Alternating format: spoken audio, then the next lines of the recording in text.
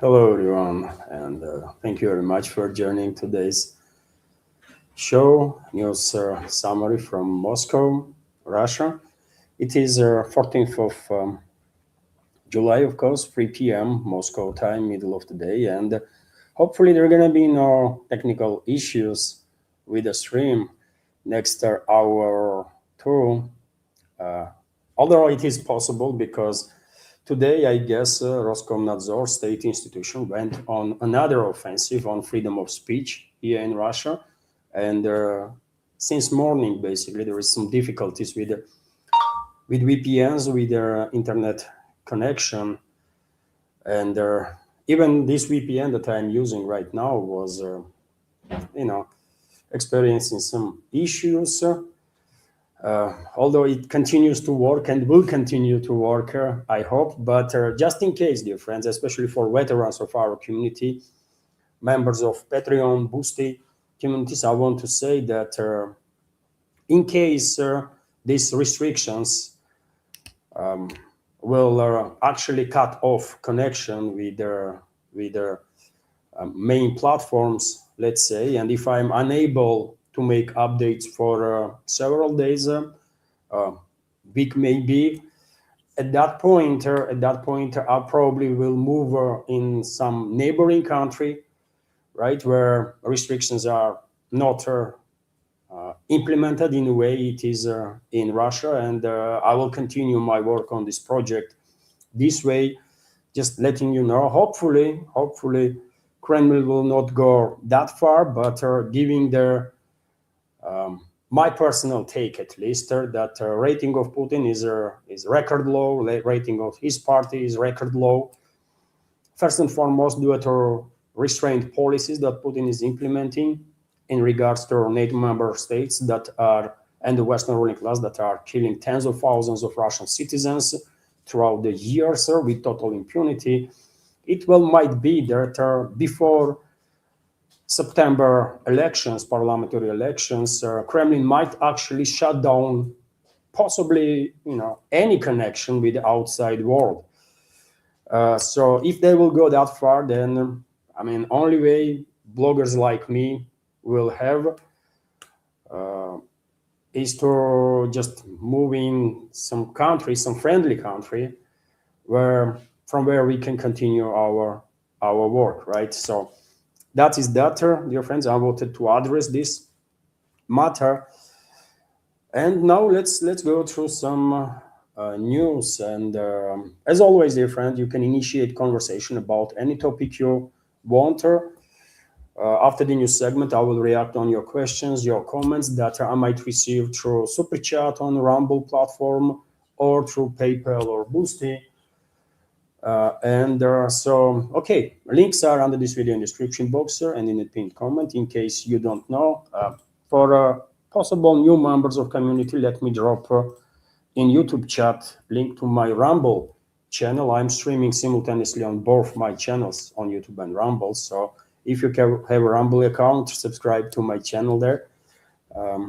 Okay, that's enough for intro. Let's go through some news now. And I want to start with positive news for Russia and Russian supporters, which is that Russian armed forces conducted yet another long-range precision strike on military and logistical infrastructure of this Western backer terrorist and Nazi regime in Ukraine. Strikes mainly was directed towards Kiev, capital of Ukraine, and also Odessa and surrounding areas, Odessa region. I can give you some details about this Russian nighttime strikes, although Defense Ministry reported that during the day additional strikes were conducted. So let's go through some details. So Russian troops launched a group strike on military factories in Kiev overnight. Defense Ministry of the Russian Federation reported there are military industry enterprises involved in the development and production of various types of missiles and unmanned aerial vehicles were affected.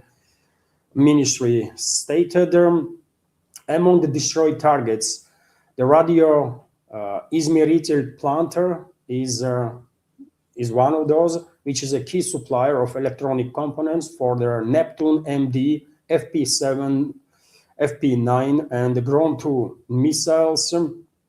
They also produce navigation and landing equipment and microwave components for the aircraft industry. So that was one target, and it was struck, and hopefully damage was very severe, so that this plant will never ever produce any weapons that or anything that can harm Russian citizens.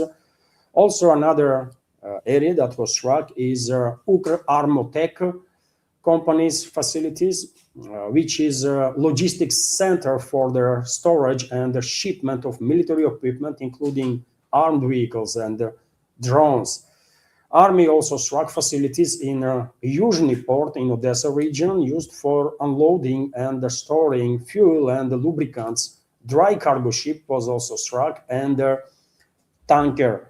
It is noted that high-precision, long-range air and ground-based weapons and drones were used during the attack, during these retaliatory strikes. And you can see some of the aftermath of these strikes. Also, when it comes to Odessa region, your friends, Anatoly Shary, Ukrainian journalist, public figure, politician in exile, Kiev regime, this fascist regime in Ukraine, is after him. They tried to kill him a couple of times. But he still has a lot of supporters in Ukraine, a lot of sources. And he shared this morning on his Telegram channel this post, for example: Odessa and surrounding region have been under the increased attacks from the drones and the missiles for several days now. Air raid sirens have been sounding almost constantly throughout the region. Last night, Shary writes, the port of Odessa, Ackerman, the port of Bilyar, and the port of Chernomorsk were all targeted. Fire broke out at the port of Odessa after one of the strikes. A large column of smoke is also visible in the region. So clearly it was a much larger scale retaliatory strike conducted by Russian militaries than Defense Ministry itself is acknowledging. And one can understand why. Russian Defense Ministry is extremely conservative institution, by the way, and you know instances when Russian troops have conducted successful operations in different directions, right? And the Defense Ministry might either never acknowledge the fact, or they might report about it just like a few days after, maybe even a week after, right? And this quite often happens even when Russian troops are liberating settlements.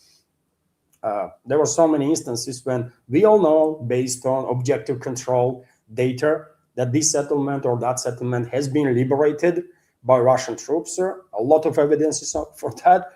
And Russian Defense Ministry takes quite a lot of time before they will actually acknowledge that, yes, these settlements have been liberated. Maybe this is intentional policy of Defense Ministry, because after all, it is a conservative institution, or maybe Defense Ministry's press service neither to improve its public relations and significantly. Just say maybe. Also, we have this report that Solovyov channel published literally a few minutes ago before I launched this live stream, that Russian Ministry of Defense reported that the Russian armed forces continue strikes on military and logistical infrastructure of the Kiev regime throughout the day, and ships, portal areas, portal infrastructure, and there are Saturn vessels involved in operations supporting Kiev regime's armed forces were targeted. Two cargo vessels on a route from port of Chernomorsk in the Odessa region towards the port of Odessa were struck by Russian attack drones. Also, infrastructure facilities at the MiGTrans logistics center in the port of Yuzhny, along with the 12 trucks and the gasoline tanker, were hit. So Russian retaliatory strikes continue throughout the day and happening literally right now as I'm making this program. And on your screen right now, you can see probably one of those ships, one of those vessels that were used by Kiev regime for military purposes.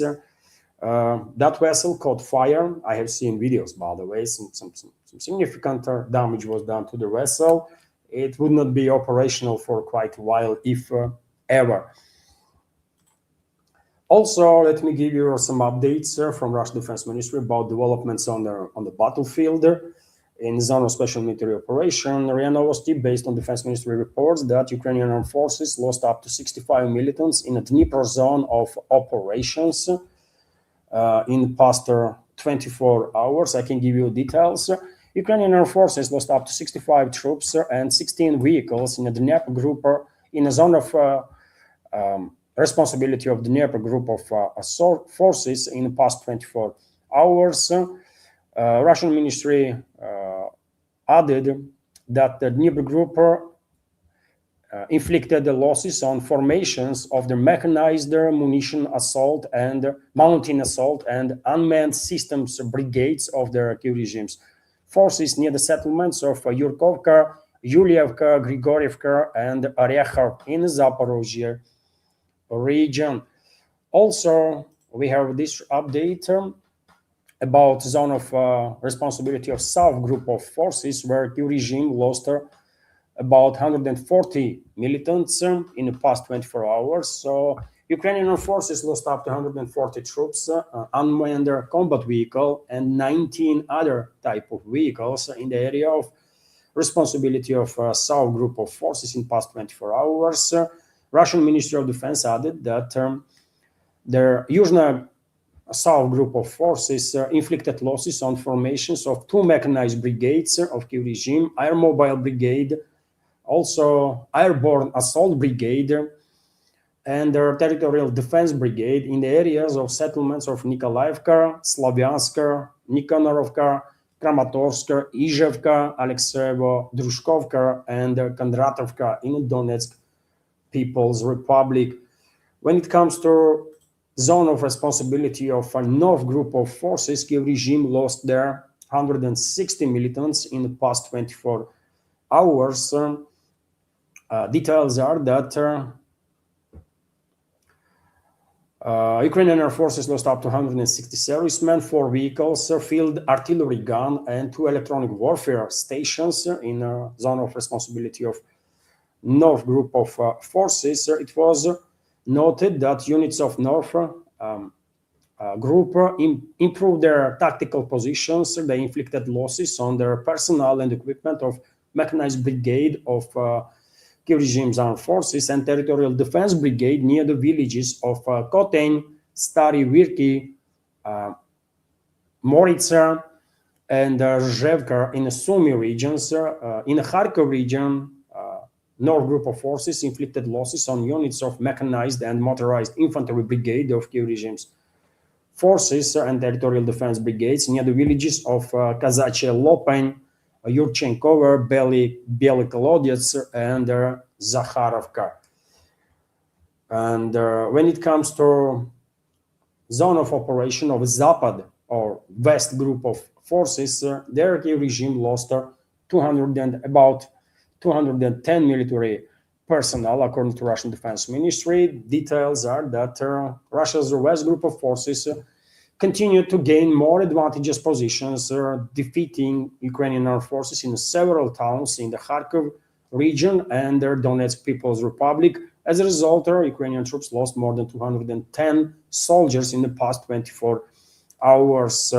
Russian Ministry of Defense clarified that their damage occurred in the areas, damage to enemy forces occurred in the areas of settlements of Arkadievka, Gorokhov, Khovatka, and Prodliman in the Kharkov region, as well as Mayaki, Shnurova, Shurova, Rubtsi, and Svitegorsk in the Donetsk People's Republic. Their enemy's losses amounted to over 210 servicemen, 15 vehicles, 155mm M777 howitzer, and the US-made AN-TPQ-50 counter-battery stations. So that's some details about our past 24 hours when it comes to zone of special military operation. And if we take a look at the map, dear friends, well, with the exception of most western part of Zaporozhye sector, all along the rest of the front line, which is over 1,000 kilometers, by the way. Initiative is in Russian hands. I know lately Kiev regime's propaganda is trying to push narrative that, well, they are on offensive also on on the most eastern flank of Zaporozhye sector. They managed to achieve this and that. All BS, by the way, right? Every now and then, some DRGs of Kiev regime might manage to infiltrate certain areas, right? Put some flag there, make a video, and then claim that, well, they are in control of this area. But in reality, it's all freaking nonsense, right? It's all freaking nonsense. Only area where the regime actually had some progress was the most western part of most western flank of Zaporozhye sector in the Stepnogorsk area, by the way, right? Although lately we did not really see this constant, much of this constant suicidal counterattacks from Kiev regime's forces, which clearly indicates that they just ran out of steam. They lost practically all their military power that they allocated on this direction, transferred on this direction for these suicidal attacks. And now I guess it's a Russian turn, right? As soon as Russian militaries will receive green light from general staff to go forward and reclaim territories that are in the gray zone now, that's exactly what is going to happen. And even now, by the way, I know Kiev regime claims that they have full control over the Stepnogorsk as a result of this constant 2-3 months longer suicidal attacks. But you know what? Kiev regime's propaganda itself is sharing the videos on internet, and people are able to do some geolocations, right, based on those videos. And the Russian militaries were spotted on the northeastern part of Stepnogorsk, for example. So how they are in control of the city if Russian troops are conducting operations there? I mean, can you explain this to me? It's a total nonsense, right? So never ever take seriously anything that comes out from Kiev regime. That's the best way, by the way, to deal with the situation, right? Also, and when it comes to the rest of the front line, initiative is in Russian hands. Russian troops are improving positions on daily basis. And also today we have this update, dear friends, that Russian Federal Security Service, FSB, thwarted their massive drone attack on a strategical enterprise in the Moscow region. One perpetrator of the attack was detained there. Another one was eliminated during the detention. This another one opened fire against Russian, against special forces of FSB, and he was, neutralized on the spot. I shared the video on my Telegram and Twitter X page. Yes, sir, you can check it out if you're interested. The attack on the Moscow region enterprise was planned by their so-called Security Service of Ukraine, SBU, this terrorist organization that is operates under the umbrella of American CIA, US CIA, and British MI6, another terrorist organizations. I'm afraid most powerful terrorist organizations in the world. The attack was planned with their plan to use 35 FPV drones assembled in smuggled basically on the Russian territory by Kiev regime secret services and their assets. And in these drones, Canadian control systems were used. Russian FSB was monitoring the situation, and as I said, this attempt to attack a strategical enterprise in Moscow region was thwarted. And I remind you, dear friends, that Kiev regime secret services, with the assistance of its Western backers, US CIA and the British MI6 first and foremost, also tried to conduct a FPV drone attack on military infrastructure in Rostov region. And that attack was also thwarted because one of the individuals that was recruited by Kiev regime's so-called secret service, SBU, contacted Russian security services and tell their whole story. So, Russian secret services did manage to thwart that attack. with no casualties, with no damage. And Russian FSB is very clear in its statements today that if any one citizen of Russia, for whatever reasons, if end up being influenced by foreign secret service, if that person will contact FSB and if that person have not committed any crimes, right, until that particular moment, that person, if person will cooperate with Russian security services and helps Russia to avoid terrorist attack, will not be prosecuted.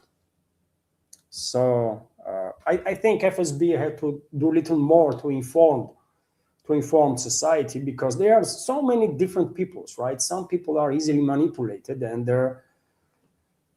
they need to know, right, that the moment they realize that they've been manipulated, they have to contact FSB, they have to contact police, closest police station. Just go there and tell them the story, right? And they will take care of the things from there, right? So definitely more needs to be done on behalf of Russian security services to inform people, right? Inform public, so that they wouldn't afraid. The moment they realize that they've been manipulated, they will contact the security services, and they will know that they're not going to be punished because they did not yet committed the crime. They were in contact with someone that they probably were thinking were, I don't know, maybe Russian security services or something. There are instances when these Ukrainian terrorists are pretending to be actually Russian security services, and they're manipulating people like that. And when people are detained then by Russian security services, and when they are asking why you did this, those people are saying that, well, we've been told that we are working for Russian security services. There are a lot of stupid people out there. There are a lot of stupid people out there, by the way. And unfortunately, the regime and its NATO backers looks like are quite good at finding those idiots, right? But hopefully, if not all of them, most of them will have enough working brain to contact Russian security services at the moment they realize that they've been manipulated. So well done to FSB, by the way. They thwarted another large-scale terrorist attack on Russian territory, and they are working 24/7, by the way, with no rest. Every day they are arresting these idiots that being manipulated by Kiev regime's secret services and preventing numerous terrorist attacks on Russian territory, and they're saving lives of massive number of people. Let's continue with some other news now. And well, unfortunately, despite Russian long-range retaliatory strikes on the Kiev-controlled territory that I just mentioned a few minutes ago, Kiev regime and its NATO backers still are well capable of launching massive attacks, massive long-range strikes on Russian territory. First and foremost, because all these long-range means of strike are produced in the West, in the NATO countries. Some components may be produced there on the Kiev-controlled territory, but generally speaking, most of these long-range attack means are produced in the West and then shipped on the Kiev-controlled territory, where there is assembly lines, right? These drones, missiles are assembled there and then used against the Russian Federation. So therefore, if anybody thinks that these Russian retaliatory strikes will stop long-range attacks on Russia, unfortunately, all those people are mistaken, because if you want to stop long-range attacks, you have to take care of roots of these attacks, and those roots are in the West, right? So we have this report, therefore, now, unsurprisingly, that past night Russian Air Defense forces intercepted 288 drones over the Belgorod, Bryansk, Voronezh, Kaluga, Kursk, Lipetsk, Oryol, Rostov, Ryazan, Saratov, and the Tula regions, so the Moscow region, Krasnodar Krai, Republic of Crimea, and Bashkortostan, and over the waters of Azov and the Black Sea. Yet another large-scale, long-range attack on Russian Federation. In past 24 hours, dear friends, Russian Air Defenses intercepted 715 aerial targets, according to Defense Ministry. Not just drones, but also HIMARS rockets that were launch. But unfortunately, given the vastness of Russian Federation and given the number of these long-range strikes, the long-range means of strike that are used against Russia, it is practically impossible to intercept all aerial targets 100% of the time. And therefore, some drones, some missiles are managing to reach the targets. Sevastopol was partially left without a power supply due to one of such attacks.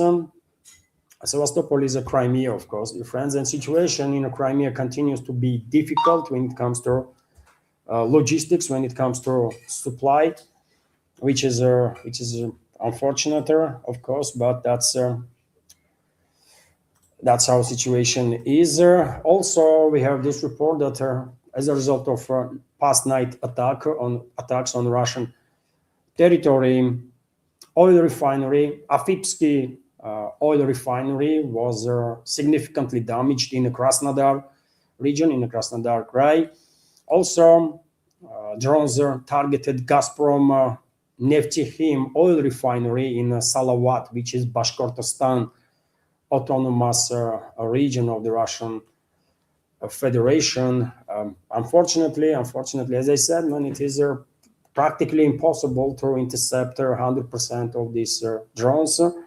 Even tiny Israel is unable to intercept 100% of incoming aerial targets, and it's tiny, literally tiny, compared to Russia, right? So air defense forces are doing whatever they can, but yet again, if we want to stop these long-range attacks on Russian Federation, we have to address the root causes of these attacks, and that will require deterrent to be restored with the collective West. Only way deterrent can be restored with the collective West is retaliatory strikes.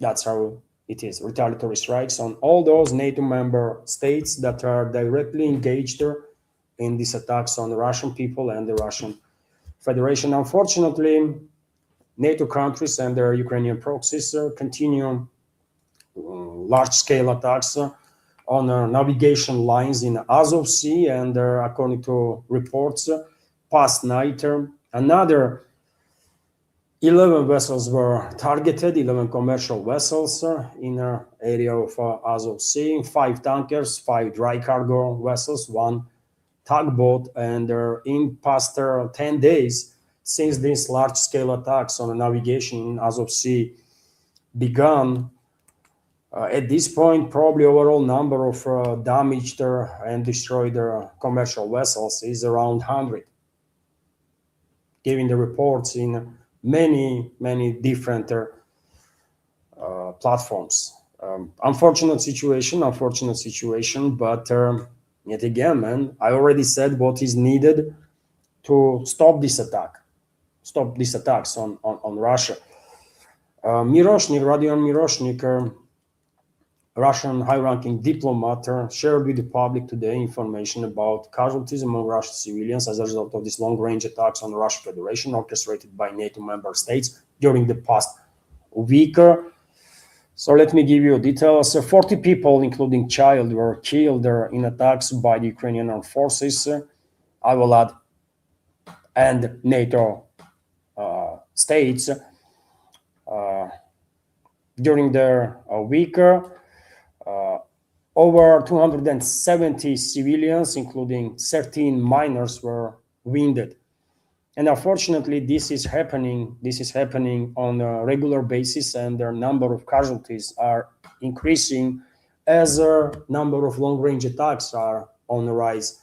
Too, Miroshnik clarified that 293 people, or 93% of total number of victims, were injured by attacks from enemy drones. Meanwhile, Russian Foreign Ministry summoned the German ambassador. Let me give you details on that. The Ministry of Foreign Affairs summoned German ambassador Alexander Lambsdorff and informed him of Berlin's involvement in Kiev's attack on Russian civilian targets, as if German ambassador did not knew about it, right? He was instructed on the inadmissibility of supporting the Kiev regime, including military and military technical agreements, direct arms deliveries, and organization of joint ventures to create forces and means of attacking civilian targets in Russia. The ministry's website states, and why only civilian targets? I mean, if they will attack Russian military targets on Russian territory, Germans, that will be okay with foreign ministry or what? Any attacks on Russian territory by any country is totally unacceptable, right? Or am I wrong on that?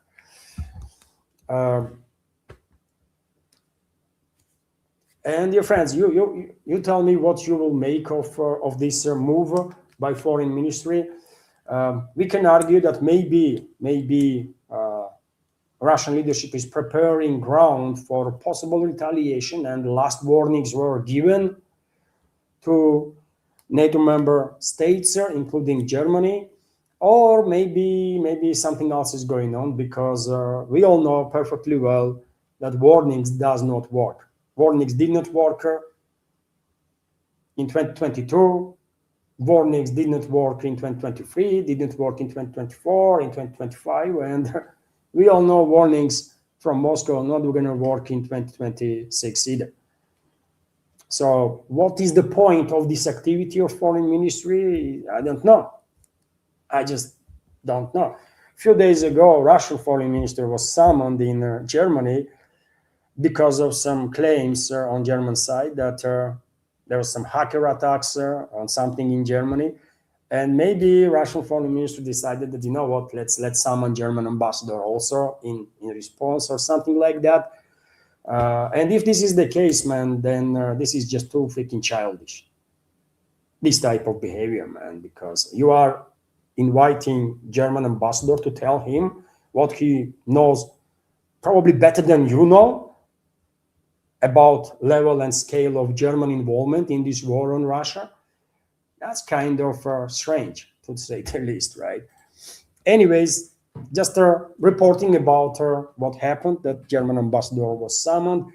RIA Novosti is also reporting that Russian president yesterday made a comment about these long-range attacks on the Russian Federation. Let me give you details on that. So responses to strikes on Russian territory will be mirrored and several times more powerful. President Vladimir Putin declared from the stage of People's Front Forum. This is mechanical translations, but you can see on your screen, dear friends, sometimes this mechanical translation is too bad. It's Narodny Front. That's how it's in Russian. So it's a People's Front, not Popular Front, as the translation says there. And name of the forum was Everything for Victory. A good name, by the way, right? Our sponsor will always be a mirror image. No matter where they try to strike on Russian territory, we will respond in kind, only several times more powerfully. The enemy will feel this. They already do, I hope. And they will continue to feel it on an ever-increasing scale, he said, Russian president, that is Putin. You know what, yet again, maybe enough of the statements, by the way. If Russian president actually wants long-range attacks on the Russian Federation to stop, why would not he greenlight Russian security services and militaries to restore deterrent with the collective West, with NATO member states that are building these drones, transferring these drones on Kiev-controlled territory, and then launching these drones, while using not just Western weapons, but Western intelligence, flight path, targeting, that everything, right? Without direct involvement of these NATO member states. First and foremost, US and UK, obviously. France, Germany is out there, of course, among leaders when it comes to leading forces, when it comes to this anti-Russian coalition. And then there are like smaller ones, right? So if Russian president actually cares about these long-range attacks on Russian Federation, why would not he greenlights Russian security services and militaries to strike back on those NATO countries without which or without whom no long-range attacks will happen on Russia? And what he expects will happen if Russian militaries will double down on the strikes on the Kiev-controlled territory. What will happen then? You know what? Well, NATO countries are going to produce all the components that are produced for now on the Kiev-controlled territory, and they will continue the shipment of long-range weapons anyways, right?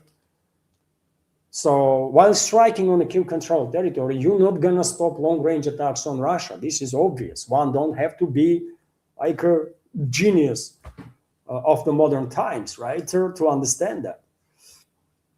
So statements, okay, statements what, man? Statements, some might say statements are good, but is these statements really answering the questions that public has? Not really, right? If anything, more questions might be created. But anyways, it is what it is, man. It is what it is. Let's continue with some other news. Poland will host their first coalition of wheeling exercises on Ukrainian topic this autumn. This was stated by Polish Prime Minister Donald Tusk. I can give you some details on that. Poland's Prime Minister stated that the first international exercises of a coalition of wheeling dedicated to Ukraine's security will take place on Polish territory this autumn. Exercises are aimed at preparing coalition participants for regional security tasks. Well, they are preparing to be deployed, by the way, on a Kiev-controlled territory in Ukraine, right? Military contingents from France and UK will take part alongside Polish units. Tusk noted that Poland has been involved in the coalition's work from the start, with their command in Bydgoszcz responsible for logistics and preparations of upcoming events. And well, this is quite interesting. This is quite interesting, I think, because if coalition of wheeling, or forces of coalition of wheeling, are actually increasing their exercises for deployment on a Kiev-controlled territory, then that might be indicator that possibly, this is just speculation, by the way, possibly Russian president is moving towards accepting proposals that he might receive from Western ruling class in regards to end of hostilities. And if so, only question I have in this regard on this matter, when Putin will accept these Western proposals. You might use different words, by the way. You might say Western ultimatum or something like that. I will be a little more diplomatic. I will say Western proposals. Although Lavrov himself, literally like a few days ago, used this word, like word ultimatum, while characterizing proposals from the Western countries. And so if Putin is moving in that direction to accept Western proposals, then question is when this gonna happen, before upcoming parliamentary elections that are scheduled for late September here in Russia, or after. And because Tusk is saying that this exercises in Poland gonna take place in autumn, then probably Putin will accept Western proposals, or Putin will agree on Western proposals also after September elections. Maybe. So if true, by the way, then who knows, maybe before end of this year, ceasefire will be declared on the line of contact. And And maybe we will see deployment, large-scale deployment of NATO troops on Kiev-controlled territory also, because, I mean, they are preparing, right? They are preparing, and if you ask me, Russian president only has like two options right now. One is to restore deterrent with the collective Western, which will require retaliatory strikes on NATO member states, and then forcing them to get out of this war, which will create conditions in which Russian militaries and security services will, in a relatively short time, finalize special military operation. That's one direction, which Putin not going to take, I think. And another option that he has, as far as I can tell, is to accept Western proposals, agree on Western proposals, and whatever those proposals are, or ultimatums, or whatever, and end this war on that, at least at this on this stage, right? I have said many times before, dear friends, that in reality this war will only end when Russian troops are going to be on the border with the Western Ukraine, and anything from now and that point will be just a temporary measure, and possible ceasefire that we might see in autumn also will be temporary, obviously. But because current president of Russia, Vladimir Putin, already demonstrated, make it clear basically for everybody that he is not willing to do anything that will upset his Western masters, is not quite right word. My English is so bad, man. His Western partners, yes, that's the right word, right? So because Putin already demonstrated that he is not willing to upset his Western partners, therefore probably he will move towards this temporary solution after the parliamentary elections. And before parliamentary elections, he will try to act tough. He will make very tough statements, in the hope that these statements will fool as many people as possible, right? And parliamentary elections will produce results that he wants. And you know what, dear friends, when it comes to parliamentary elections, I have said it before, if opposition parties, parliamentary opposition parties will not get united in an election bloc, and they did not, in that case, ruling party probably will have not really much issues to maintain majority, but especially because I think very small number of electorate going to participate in those elections, right? Maybe 40%, maybe 50%, something around that. And no matter in that case, no matter how many MPs Putin will have in a parliament, question of legitimacy will be erased, right? In a psyche of the people, in the psyche, by the way, of the people. I am not saying that they're going to be, some manipulations with in a massive scale with the numbers. No, they would not need that, because especially if turnout will be very low, right? 40%, around that, 50%. And especially because opposition is not going on these elections united. They are all going separately, so they have no chances, right? But due to low turnout and due to quieter unpopularity of the ruling party, quite low rating of the ruling party, and their dropping ratings of Putin himself, in the mind of many people, legitimacy of Putin and his MPs and his government will be, and his ruling class will be raised, right? In the psyche, by the way, and that's a big deal. That's a big deal, and I know what am I talking about because I have seen that firsthand in Georgia, by the way, when Saakashvili's regime lost in the people's mind, lost legitimacy, despite elections being acknowledged by the West, by Saakashvili's masters as legit. When Saakashvili's regime lost legitimacy in people's mind, then actual changes began in a society. Then society, after acknowledging this, start acting. And I will recommend to current leadership of Russia not to make same mistakes as many others do, right? As many others do. They should listen to people. If Putin thinks he is more clever, he knows better than people know, he is wrong. He is just dead wrong on that.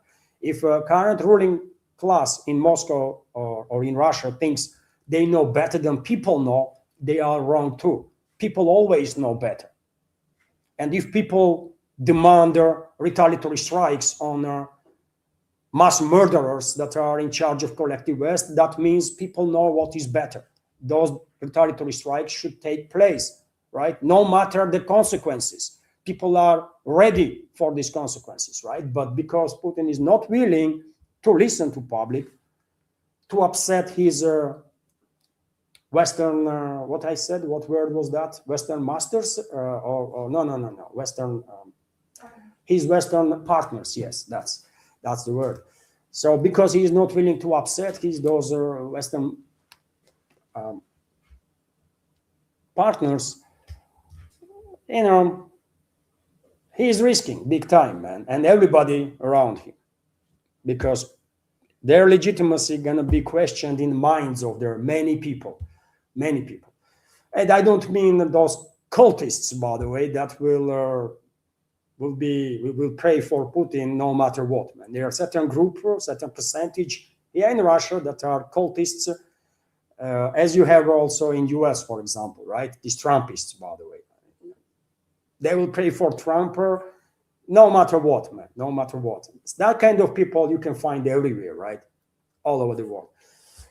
Either way, let's continue with some news. I think this is important topics to discuss, by the way, right? So as of now, it seems to me that some sort of a mean screen is being prepared, and Putin is moving towards that mean screen. Whatever they're gonna call it, right? Looks like Putin gonna accept Western proposals or ultimatum, as Lavrov characterized their Western proposals just a few days ago. And well, if that is the case, then this autumn active phase of military hostilities will end on line of contact, but that would not be end of the war. Let's make no mistake on that. And to continue on the coalition of willing, dear friends, an interesting report that coalition is not as united as they would love to pretend. Bulgaria, for example, left this coalition. Prime Minister of Bulgaria made an announcement about it, and there are many media outlets are sharing with public this information. So Bulgaria will no longer participate in the coalition of willing. Bulgarian Prime Minister Rumen Radev announced, according to Bloomberg, we are not participating in any group that insists on continuing financial and military aid to Ukraine, politician told their reporters. According to Radev, the conflict can only be resolved through diplomatic approach. Interesting. Interesting. I think main reason why Bulgaria is out of this coalition because they have no money and they have no weapons left that they can share. Right? They've been quite effectively demilitarized by their previous governments. And so current one, you know, what current one can do, man? They literally have no money and they have no weapons to give it to anybody, right? But nevertheless, some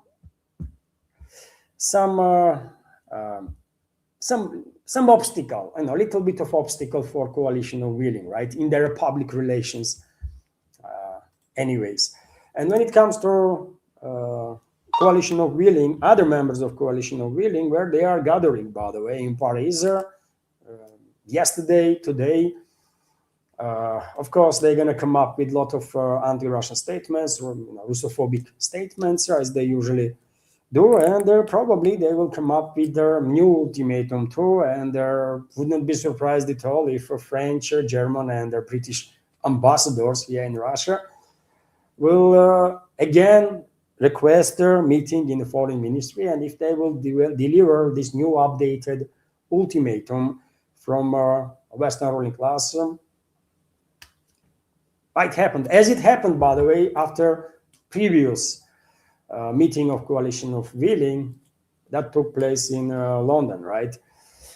So there's a lot of Russian enemies, a lot of enemies of Russian people are gathering now in Paris, where today, by the way, there is a celebration of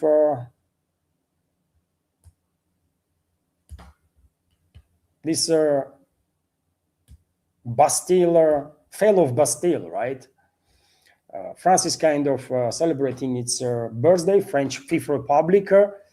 Although, by the way, I'm not quite sure there is something there in France to celebrate. They are anything but a republic, actually, right? They are a colony, just a territory controlled by globalists, right? Maybe French people don't want to look at the mirror, don't want to face the reality, but they are anything but republic. France is just a territory controlled by globalists, period, right? It is what it is. So what they are celebrating today is anybody's guess, man.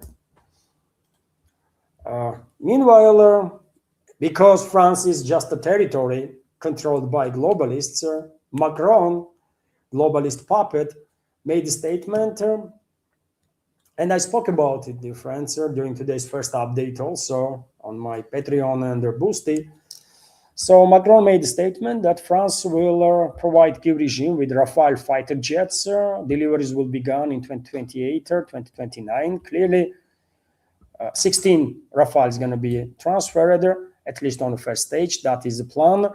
And Macron and his colleagues out there in Europe and the globalists too, looks like are very optimistic, very optimistic. They are quite sure, looks, that Zelensky, or this fascist and Nazi regime in Ukraine, with or without Zelensky, but gonna still be there by end of 2029, right? And maybe that's how it's gonna be, actually, right? Especially if Russian President Putin will accept proposals from his Western partners, right, about the escalation.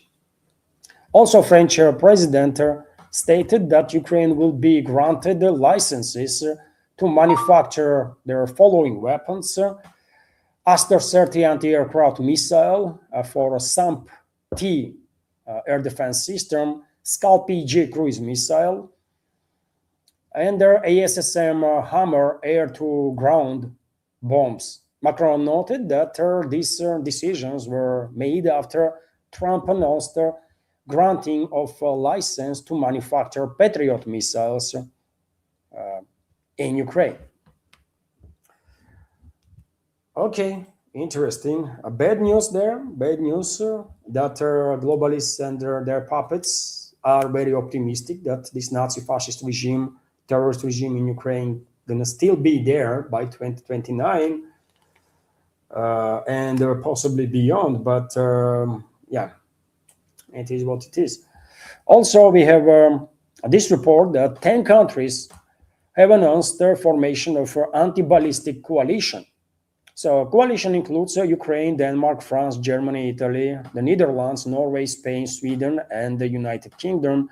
It is reported that the goal of their coalition is to jointly develop integrated European anti-missile defense system, utilizing Ukraine's defense industry potential, scientific developments, and combat experience. Elise Palas states that their alliance is of purely defensive nature and is open to other countries joining. Yeah, purely defensive. Okay, as NATO is defensive, right? They love to talk about NATO. Like NATO is a defensive organization.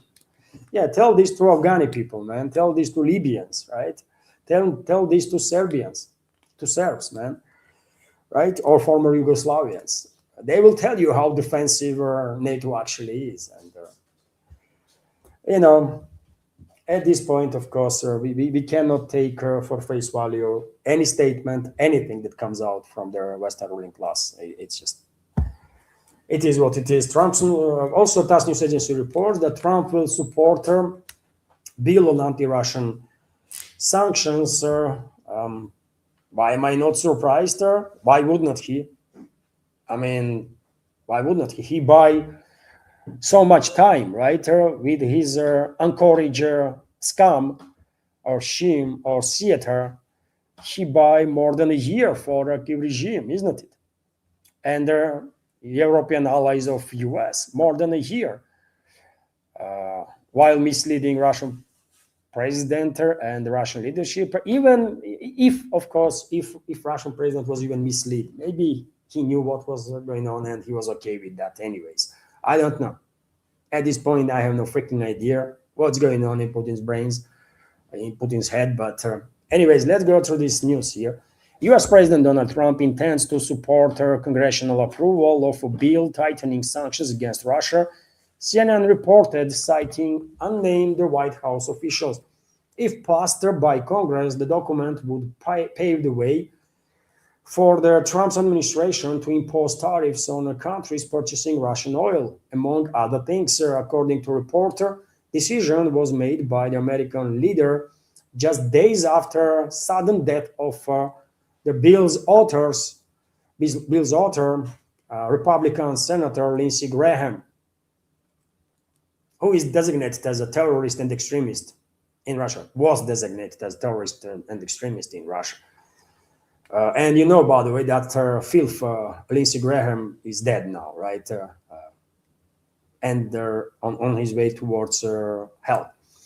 Document introduced by the bipartisan group of U.S. senators in early April includes provisions for secondary sanctions against Moscow's trading partners. Proposal calls for 500% tariffs on U.S. imports from countries that purchase oil, gas, uranium, and other commodities from Russia. And, well, Trump might well support this, right? But they have to drop this number of 500% tariffs significantly, because I don't think U.S. is in a position to impose 500% tariffs on China, right? One of the major Russian trade partners, Russian trade partner is China. So if anybody out there thinks that US actually is in a position to impose 5%, 500% tariffs on China, then I have a Mount Everest in my pocket, by the way, to sell you, right? It's impossible. It's impossible. So this bill has to be downgraded significantly to have even slightest chance being approved. Because, Washington can brag about anything they want, but they cannot go after China in a way they pretend to be able. They cannot. They just cannot. And also, well, if this bill is passed or adopted in the current form, well, that will mean that U.S. has to go after European countries too. That will mean U.S. have to go after its European allies, including key allies, Bob, that are still to nowadays are buying a lot of things from Russia, including LNG. And if based on statistics, by the way, I mean, biggest Russian buyer of Russian LNG in the first 6 months of this year was France. And we are talking about millions of tons of LNG, right? For billions and billions and billions of dollars. So is US willing to go after France too, and other European states? I don't think so. So, that's the reason why this bill was not adopted, by the way, right? Washington just cannot afford this. They cannot afford. They love talk tough, but they are not as tough as they pretend to be. Neither their economy. Facts. Also, by the way, we have reports that martial law was postponed for another 90 days in Ukraine, and this new 90-day term will start on August 2nd, and this means that there gonna be no elections on the Kiev controlled territory this autumn, as some media outlets were claiming. No elections, no nothing. Period. Right? Because based on Kiev regime's system constitution, and they're giving their Kiev regime's attitude, they're not gonna host no elections during the martial law, right? Also, we have an update on this dodgy story in regards to U.S. Ukraine's ambassador in Ukraine and a former prime minister, let's say, or outgoing prime minister of Ukraine. There were reports, dear friends, that due to some corruption scandal, Ukrainian ambassador in U.S. has resigned, made statement about it to Zelensky, and a number of sources were claiming that outgoing Ukrainian prime minister Sviridенko will replace ambassador in U.S., but Sviridенko actually stated that she's not interested. She is not interested being Ukraine's ambassador. So probably in upcoming days we will have some continuation of this truly dodgy story. By the way, I mean, that is coming out from Kiev and Washington nowadays. Also, there are reports that Zelensky will remove Mikhail Fedorov from position of defense minister, who took this position just like several months ago, isn't it? And reports are that he will take a position of deputy of their new prime minister in Ukraine, and some other figure gonna become a defense minister. DD Geopolitics on this matter reports Kiev is expected to remove Mikhail Fedorov as Ukraine's defense minister and shift him to deputy prime minister, according to Rada deputy Olga Vasilevska Smashlyuk, from Servant of the People Party, Zelensky's party. If confirmed, Interior Minister Igor Klimenko would take over the Ministry of Defense, while National Police Chief Ivan Vyshkovsky would possibly become head of Ministry of Internal Affairs, and God knows what other changes are going to take place in Ukraine's so-called government. One should always keep in mind that whenever there is some changes in leadership in this fascist Nazi terrorist regime in Ukraine, reason always internal confrontation between different corrupt clans, different corrupt groups, and their main reason of their confrontation is money, of course, money, and there are all sorts of assets, and that is that. This is only reason they ever fight with each other: money and their assets. Before I continue, dear friends, and there is quite a number of news to report next, let me highlight, if I may, that this independent media project of mine only exists as long as I have your support, community support. And if you like my program, if you can, and if you want to support my work, you can do it through several means. You can donate.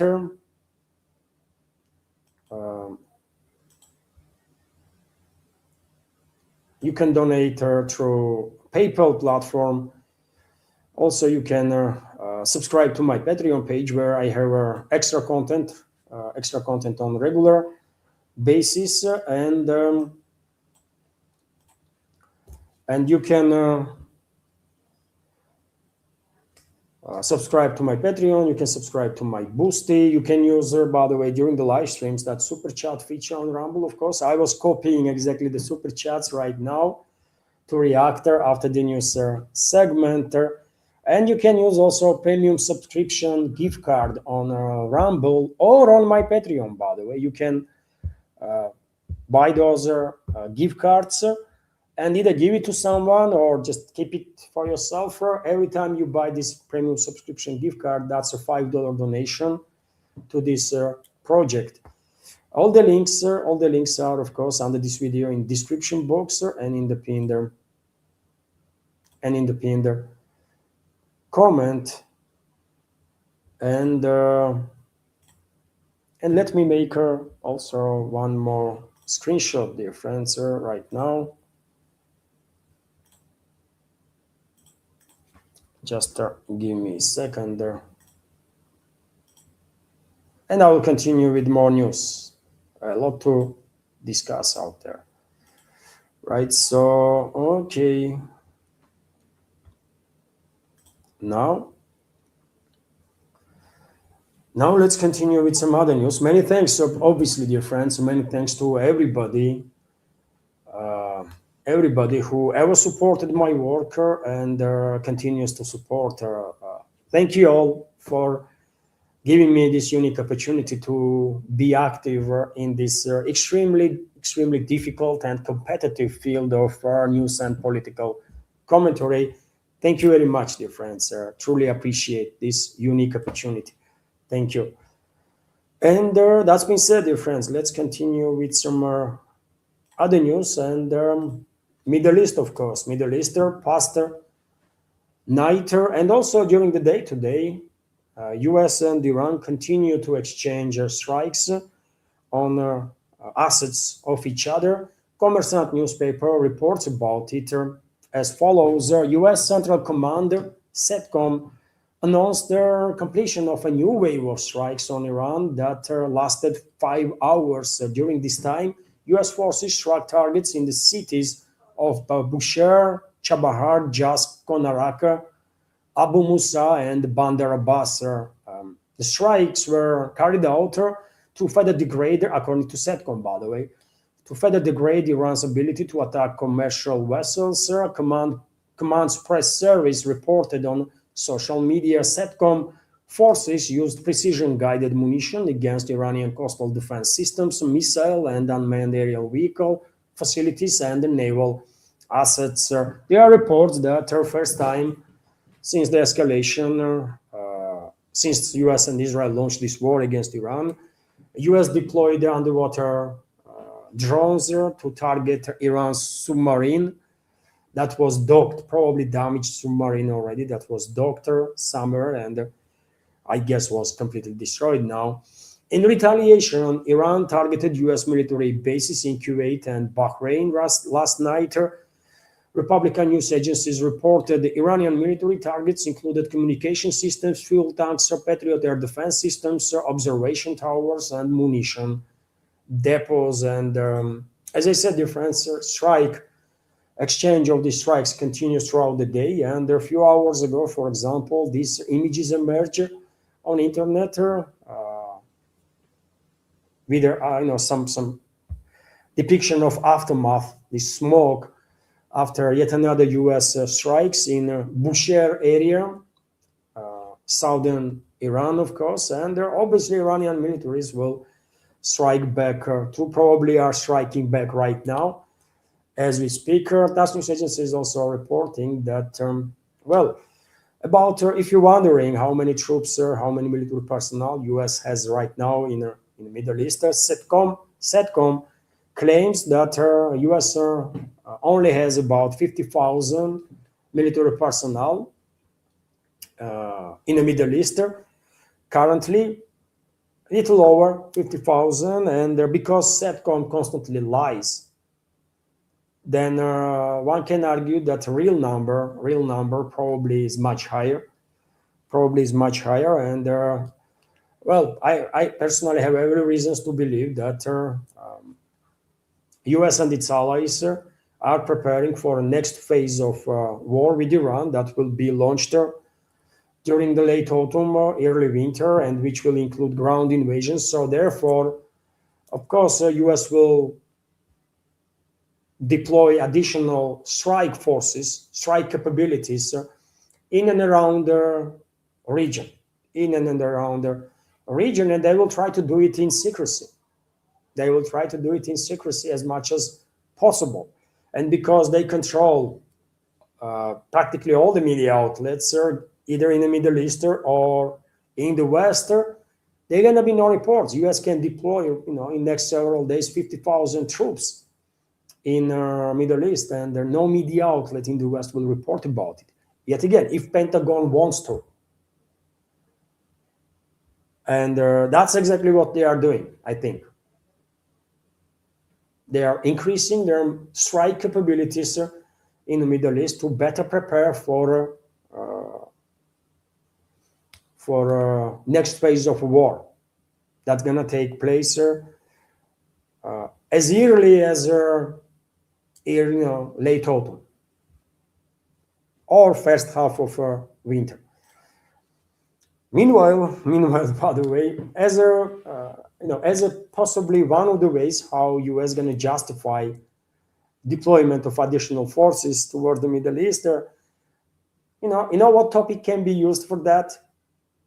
That U.S. now is a guardian of Strait of Hormuz, as Trump stated yesterday during some phone conversation with some U.S. American so-called journalists, and also then Trump posted about it on his true social. And let me read it for you, dear friends. This is just next level circus. This is truly next level circus, by the way, right? That is going on. So there, Trump writes. I don't know if you can see the text there. I can make. Hopefully you can see it, but I will read it for you, dear friends. So the Hormuz Strait is open and will remain open with or without Iran. We are reinstating the Iranian blockade, so named because it is only stopping Iran ships or customers from entering or leaving. All other countries will have a fair and open use of Strait. USA will be, from this point forward, known as the guardian of their Hormuz Strait, but as such, and as a matter of fairness, will be reimbursed at the rate of 20% on all cargo shipped for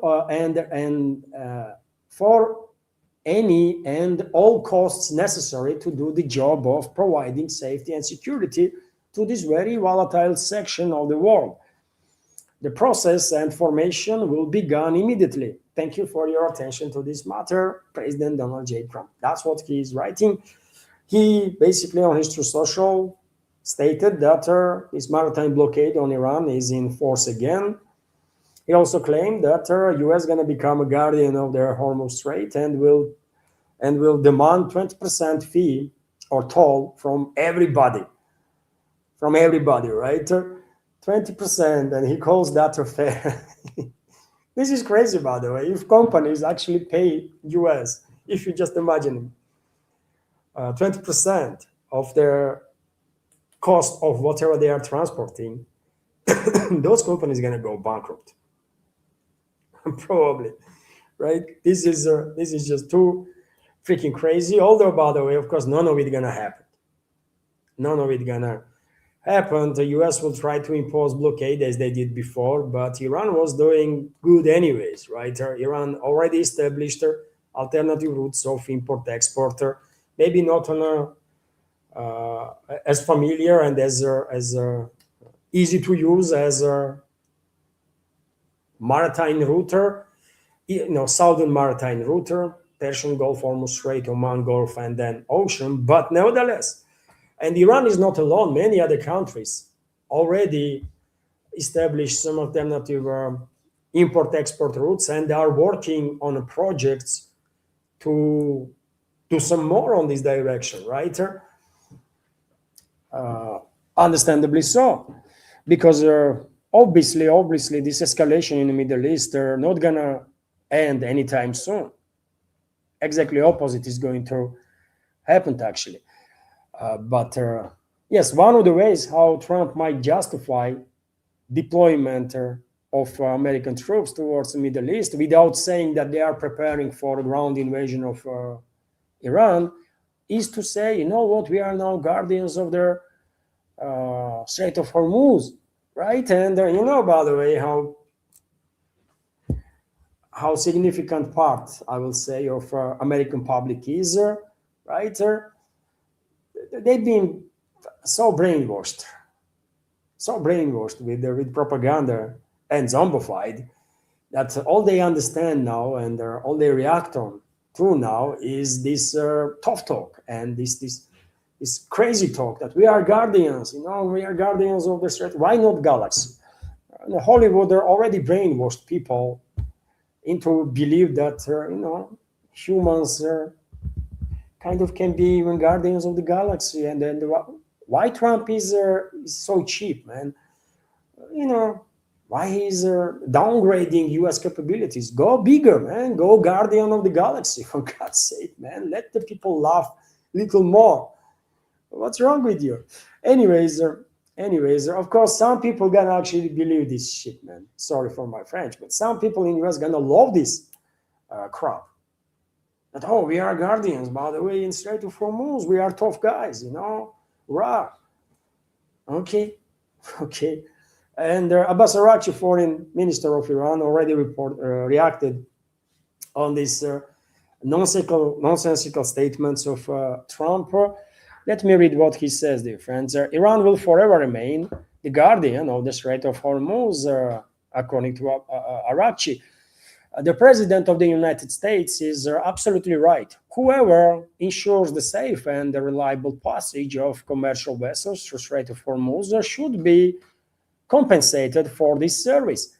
Iran has always been the guardian of the Strait and will remain so forever. Abbas Araghchi is trolling Trump, by the way, there. 20%, of course, is too much. We will be fair. Abbas also says, and dear friends, I mean, he's on point, actually. He's trolling Trump, but same time, he's on point there. Iran was only asking for a few percentage, really, when it comes to tolls. Trump wants 20%. What a nonsense.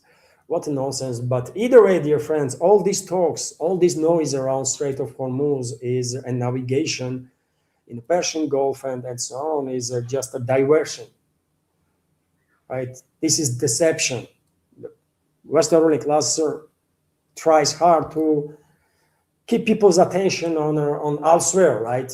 Instead of the topics that actually matters. And topics that actually matters in regards to Middle East is that US and its allies are preparing for next phase of war, which will include ground invasion.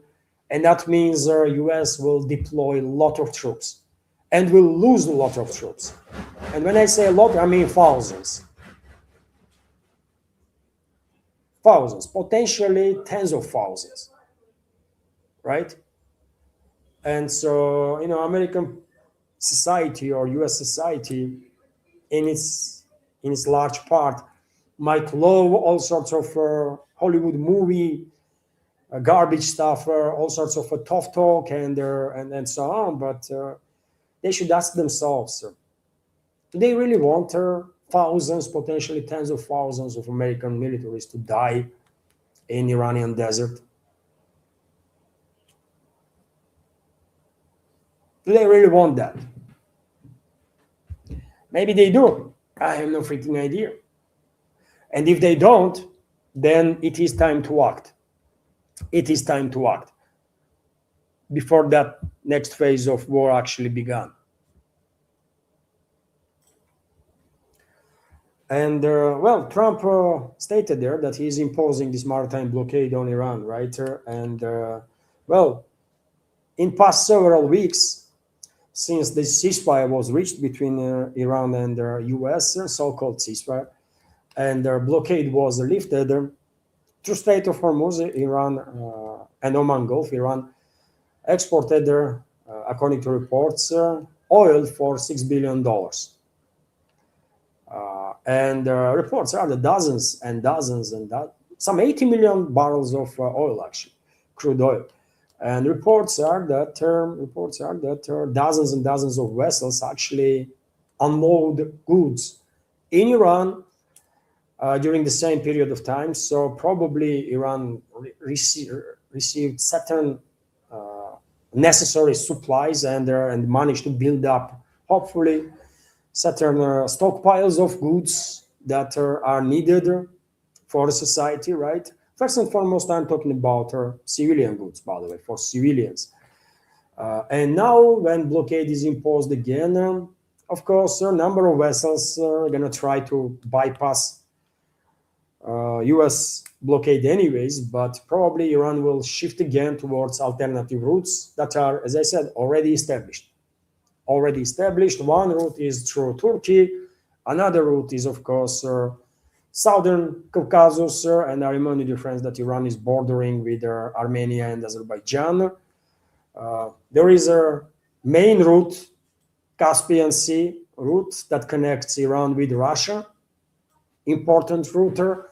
There is a fourth route that connects Iran with China, that goes through either Pakistan, right, and then either maritime way, or from Pakistan directly through ground into China, or through Central Asian republics, Tajikistan, Uzbekistan, and Kazakhstan. This route can be used for sure. Or Tajikistan, Uzbekistan will do. Tajikistan, Uzbekistan, and their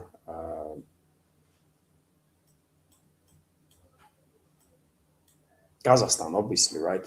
Kazakhstan, biggest former Soviet republic. So there are alternative routes. That's what I want to say, Bob. That's what I want to say, that there is alternative routes that Iran can use and will use, and they're actually does it. So they're gonna be just fine, man. If anybody thinks, sir, in Washington, in White House, that, well, they're gonna impose blockade and Iran gonna collapse, wait for it. Wait for it. Okay, let's continue with some other stuff. Well, Trump might claim as much as he likes that U.S. is in control of Strait of Hormuz, U.S. is number one, and so on. But in reality, Iran is in control, and there are more and more reports, by the way, that projectiles hit tankers that were ignoring Iranian administration of the Strait of Hormuz while moving around, right? So if anybody had any doubts, they should not. Iran is in charge, period. And these constant strikes of US on the coastal, on the southern Iran, not going to change this, because, well, by the way, Iran can launch anything they want to target vessel, for example, either in Oman Gulf or Persian Gulf or in Strait of Hormuz, 50, 60, 100 kilometers deep into inland, right? Deep inside Iran.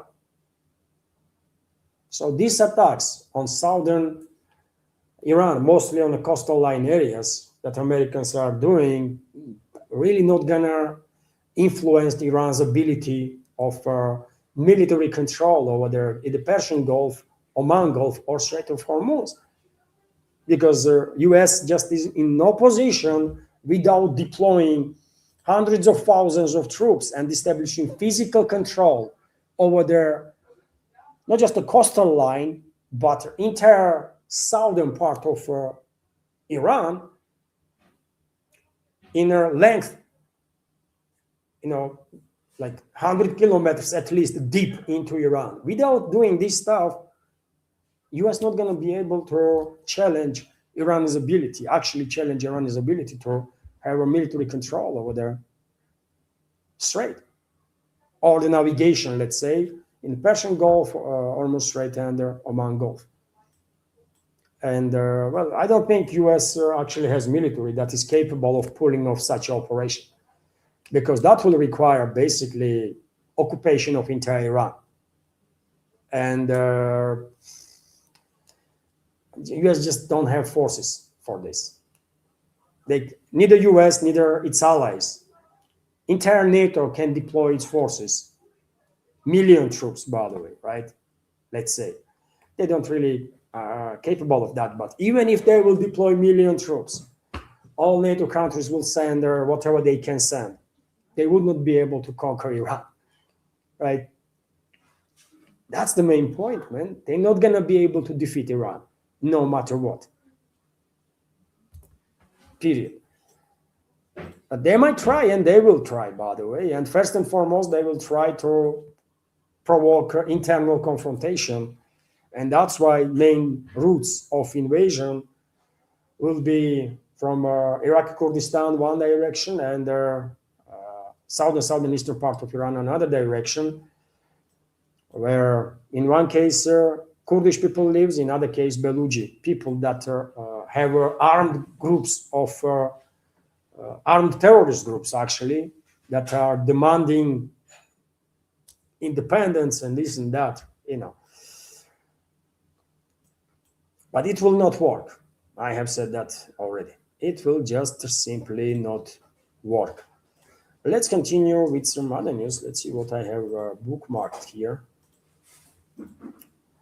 And well, this is a big deal, of course. This is a big deal that in response to Saudi strike on Yemen in Sana'a International Airport yesterday, during the landing of Yemeni delegation that was returning from Iran, Ansar Allah movement that is in charge of Yemen, including capital of Yemen, Sana'a, stated that well, they are considering now shutting down Bab el-Mandeb Strait and basically killing the navigation in Red Sea and killing the connection between other Mediterranean and the Indian Ocean.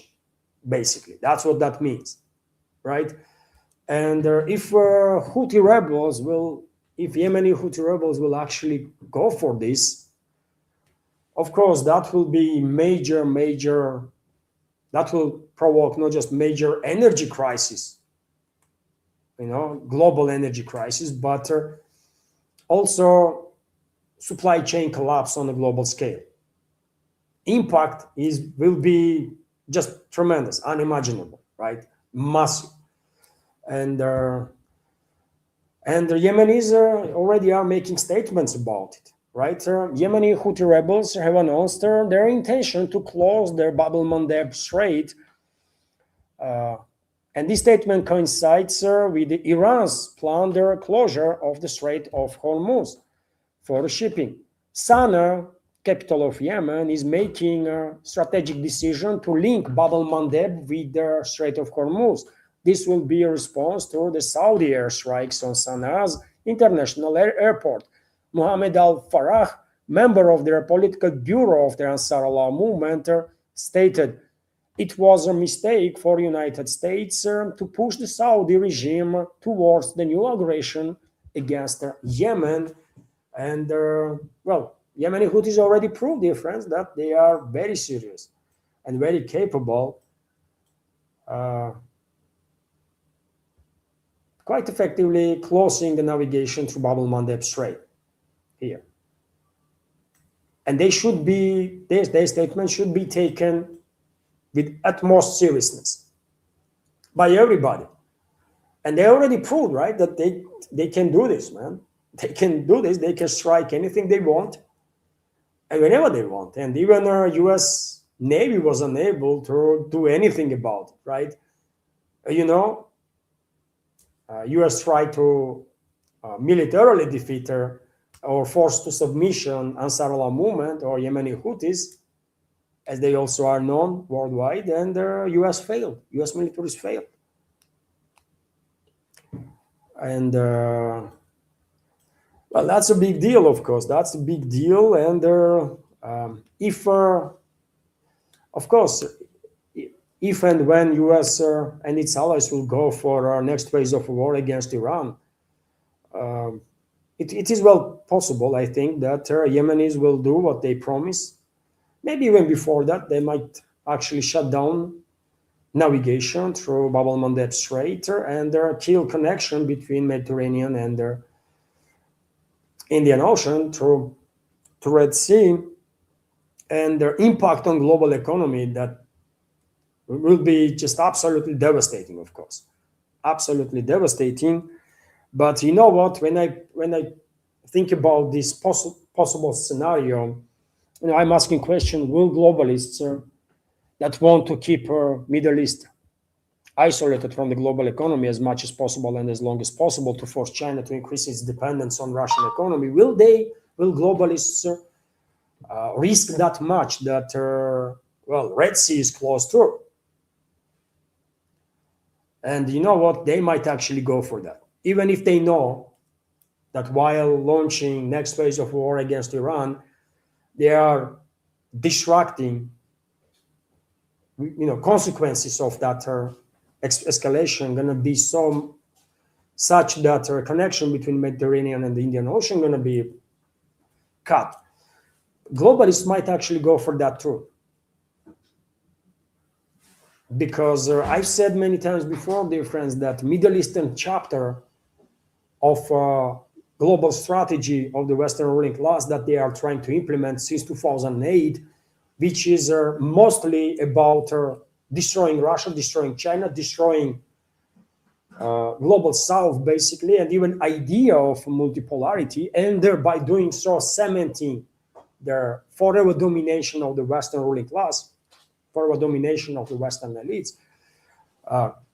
Middle Eastern chapter is a key in that strategy. If globalists are failing in the Middle Eastern chapter, they are failing in the strategy. They're not going to be able to implement the strategy. That's why I was saying, by the way, like since forever, that neither China, neither Russia, neither any other country, by the way, for that matter, but first and foremost, Russia and China, none of us can afford to allow Western ruling class to succeed in this Middle Eastern chapter. So they might actually go for complete destruction of supply chains and their connection between Mediterranean and the Indian Ocean, which will be devastating for European economy. Absolutely devastating for Europe. So we will see, by the way. We will see what is going to happen, but things only deteriorating, isn't it? The situation is only deteriorating and scaling up in terms of potential negative consequences for the world. But yes, Yemenis, they made it clear. You mess around there and you will find out hard way. And of course, Yemenis strike back on Saudi Arabia too, by the way. Some images are emerging of some thick smoke that is coming up from certain areas that was targeted by Yemeni Houthis. Saudi Arabia claimed that they intercepted all incoming ballistic missiles, but I'm not quite sure that this is actually true. I don't know. But Saudis should know better, man. They were fighting Yemeni Houthis for 9 years together with UAE and basically collective West that was providing all the weapons that they needed. And the Saudis and UAE, Saudis and Emirates, they lost. They were forced to basically sign up for the escalation ceasefire. And I don't understand why Riyadh is escalating now, man. This literally makes no sense. This escalation for them extremely dangerous, man. Because if Red Sea is closed, if Yemen is actually shut down Bab el-Mandeb Strait and went after energy infrastructure of Saudi Arabia on the Red Sea coast, Saudis are done, man. Right? So I don't know what's going to happen, but will make sense if Riyadh will send their intermediaries, some negotiators with the Yemenis to de-escalate. Will make all the sense. They are in no position to mess around this much, man. And because of this escalation, dear friends, of course, the prices on oil are on the rise again, and Brent crude, for example, was already trades above $85 per barrel, and this process will continue. And yet again, if if situation deteriorates so much so that Hormuz Strait is closer, Bab el-Mandeb Strait is close, and navigation is totally distracted in a Persian Gulf, Oman Gulf, in Red Sea, that will mean that oil prices might actually reach $200, by the way, for a barrel, and above, possibly. And you can imagine what that will do to the global economy. Whole global economy will go into recession, and the majority of countries probably will lose tremendously, including oil-rich countries, by the way, right? Because oil-rich countries like Russia, for example, are export-oriented economies. And if global economy is shrinking, then that means demand is shrinking too. So therefore, extremely high prices on energy is no good for nobody, either for, let's say, energy exporters, and neither for consumers or main customers of or main importers of the energy, of course. Anyways, a few more news, dear friends. Few more news, and that's about it for a news segment. European Commission condemned the International Olympic Committee for inviting Russian athletes back. This was stated by Kaja Kallas, number one diplomat of European Union. Every time I say this, by the way, it's kind of I don't know, man. It's always reminds me how degenerated the Western world has become, or Western elites has become, that Kaja Kallas, this extremely uneducated, extremely stupid individual, is a number one diplomat in Europe, by the way. How embarrassing that should be, man, for Europeans. Honestly, how embarrassing, man. But anyways, Kaja Kallas, well-known Russophobe, Russia hater, xenophobe, racist, Nazi, says that European Commission condemns International Olympic Committee for inviting Russian athletes back, because this decision of Olympic Committee, of course, opened the door for other international federations to do the same, and many did actually, right? And all these Russophobes are upset now. All these Russophones are upset now. And you might say that, well, Levan, it's just Kaja Kallas, it does not mean much. I will disagree. It's not just Kaja Kallas. I mean, first and foremost, she represents European Union, Brussels, right? And well, we have also this report that nine European countries have appealed to the European Commission, demanding that the International Olympic Committee and the several international sports federations be deprived of any assistance that they are receiving from European Union. They want to sanction, basically, these international sporting federations for disobeying, after so many years of obeying orders from Brussels, anti-Russian Russophobic orders. Now they are disobeying these orders, and their European elites, not just Brussels, not just EU leadership, but leadership of 9 other countries in Europe, at least 9 for now, probably this number will further increase. They are demanding sanctions against these so-called sporting organizations. Okay, man, what can I say? These countries are, by the way, if you are interested,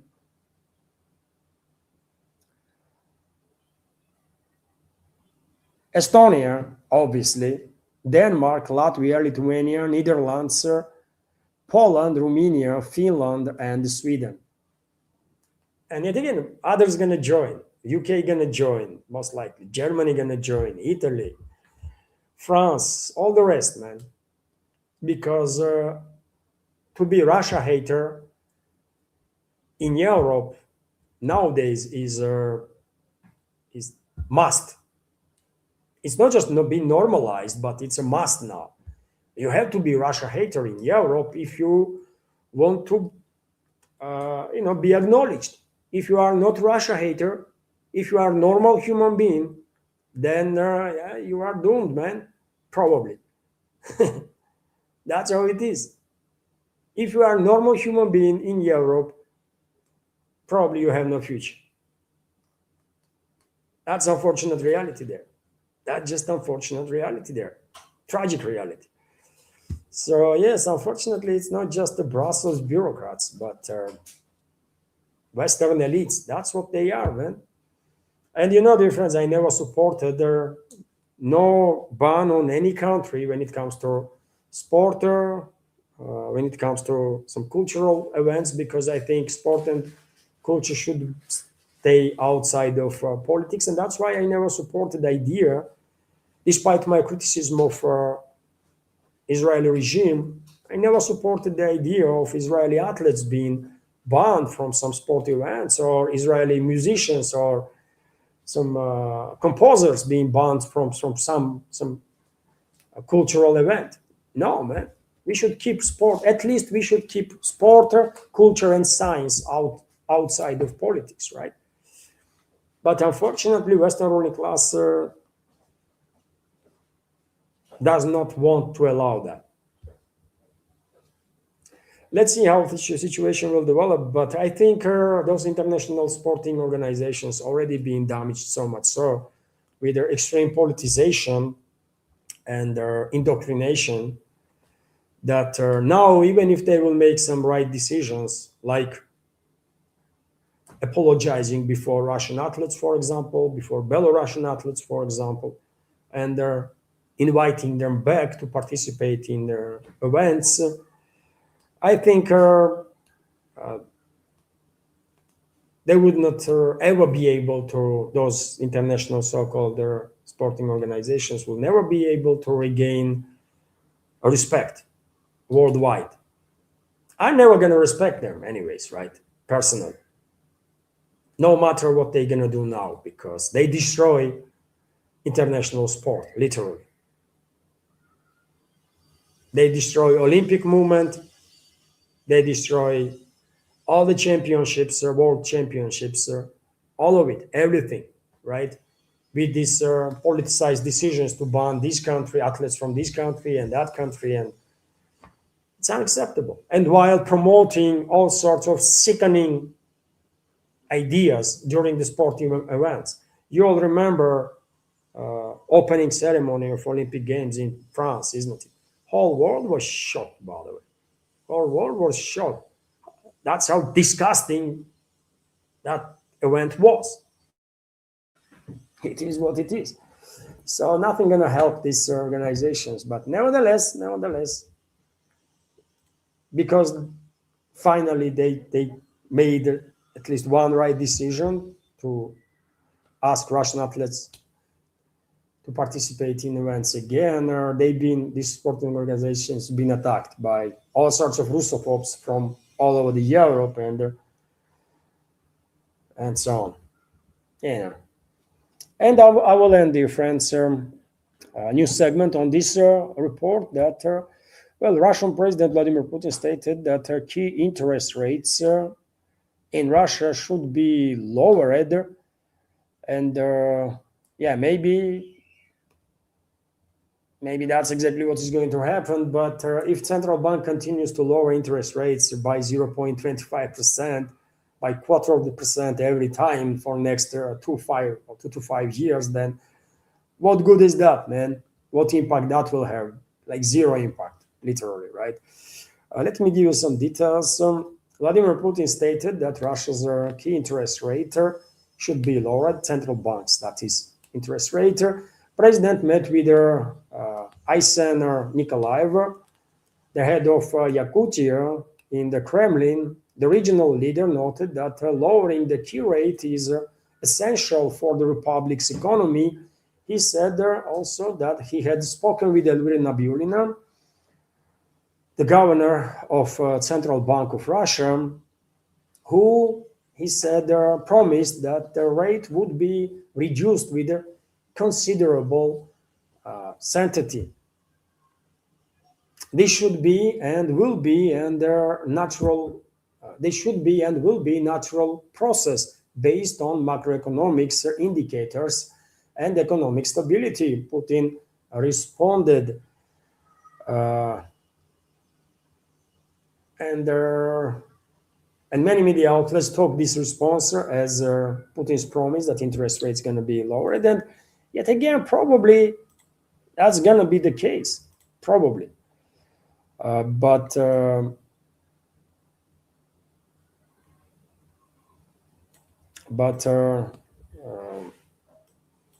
if interest rates are dropped by 0.25% only, I don't think that will have much of an impact on economy, right? Which is in a, I don't know, probably in a recession now. Central bank increased tremendously interest rates in attempt to cool down economy that was overheating, and some other steps were taken in this direction, and the central bank and economical bloc are probably little bit went too far. Maybe not even a little bit, right? And they froze economy basically. That's what many people would say here in Russia, right? And you know, dear friends, I have said many times before that I personally expect this year to be recession in Russia, because yet again, economy was cooled down just too much. And this current 0.25 drop in interest rates and some other steps that are taken, not really gonna reignite the economy. It's just not enough. I don't think one have to be like world-class expert in economy to understand this, right? But we will see. We will see. And that is that, dear friends, for now. Hopefully you find new segment interesting, informative, and useful. And in that case, please click that like button and leave some commentary in the comment section. You know, algorithm loves more likes and comments, counts that as an engagement, and probably in that case shows my videos to more people in recommendation. That might help basically to reach out wider communities. So if you can, please like the video and leave some commentary. Now, you know, let's have a little bit of a community chat, because there was a super chats on Rumble, dear friends. There was some comments through. There was some comments through.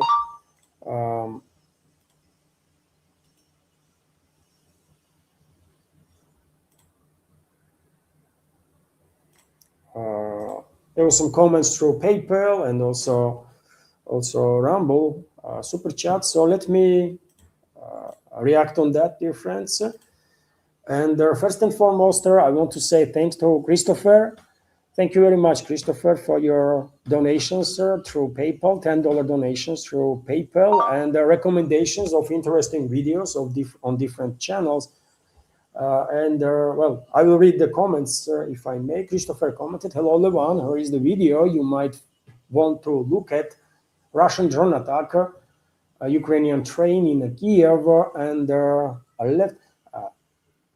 I will specify, probably it was a locomotive, by the way. Not just any train, but locomotive. Russian militaries are going after military echelons for sure, and after locomotives, so that Kiev regime would not be able to move around its military equipment and the personnel through railways.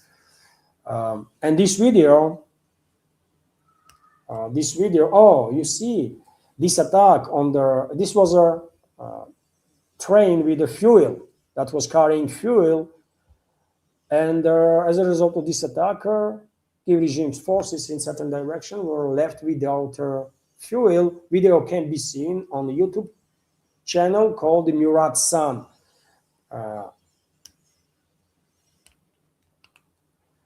So thank you very much. Thank you very much, Christopher, for this recommendation. Dear friends, it's you can read, isn't it? You can read how this channel can be searched, Murat San on YouTube. And there is another comment from Christopher. "Hello, Levan. Here is a video you want to look at subtitles on as it is not in English. Russian FPV drones silently destroyed dozens of Ukrainian convoys on the front line.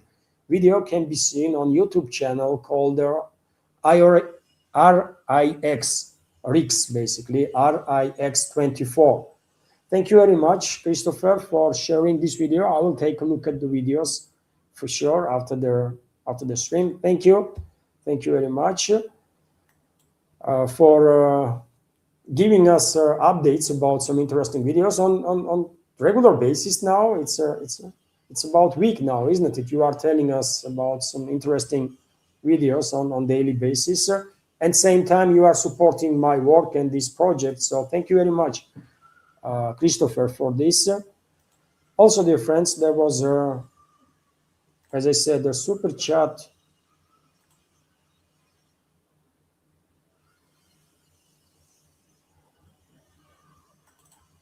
There was a super chatter and premium subscription gift card from Scooby. And thank you very much, Scooby, for your $2 donation with the super chat, and also your $5 donation through premium subscription gift card on Rumble. And dear friends, did I drop the Rumble link today on the YouTube channel? I'll do it now. This is my channel, link to my channel, to this very live stream, by the way, on Rumble. Subscribe if you can, dear friends. And let me read Scooby's comment. Mercuris believes, Scooby talks about Alexander Mercuris, great host of Duran show, and together with Alex Christoforou, of course. So Alexander Mercuris believes a trader divergence from Europe to China is the reason Russia is still selling resources to the EU while at war with them. He gives it a year before Russia sorts that out.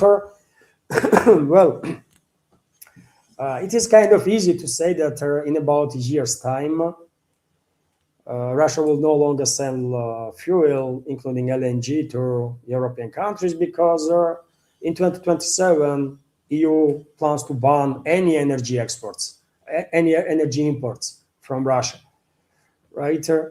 And of course, there can be many ways how one can explain or justify that Russia continues to sell energy to its enemies, basically, right? Let's say it as it is, man. As long as these European countries are led by extreme Russophobes, Russia haters, by people who are directly involving these countries into war against Russia, those countries should be seen as enemies and are seen as enemies by many people here in Russia. And I'm talking about leadership of those countries and their state entities, right? Of course, I'm not talking about ordinary citizens like civilians, right? Because we have no beef with French people, German people, English people. We don't have beef with them. We have beef with their governments and their regimes, right? And their states that are used against us. So there can be found many explanations, but I think